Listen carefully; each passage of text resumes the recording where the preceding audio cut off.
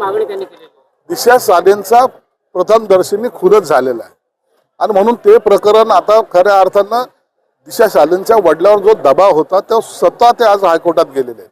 आता हायकोर्ट याच्यावर काय निर्णय घेतील, परंतु यामागे अनेक जण आहेत हे सिद्ध झालेले आहे आणि आता त्याचा तपास पोलीस ज्या गतीने करतील आणि जो कोणी आरोपी असेल त्याला जेलमध्ये जावं लागेल। सर, दिशा सालियन के मामले में आदित्य ठाकरे पर कार्रवाई हो ऐसी याचिका उसके पिता ने की है हाईकोर्ट में, क्या कहेंगे इसके ऊपर?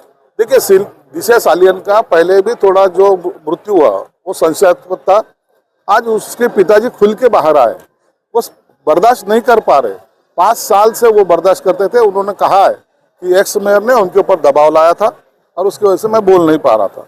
आज वो हाईकोर्ट में गए हैं, हाईकोर्ट जो भी निर्णय लेगा उचित निर्णय लेगा, लेकिन इसके अंदर जो भी आरोपी अगर आ गए सामने तो उसको जेल में भेजा जाएगा। राष्ट्रीय बाल स्वास्थ्य कार्य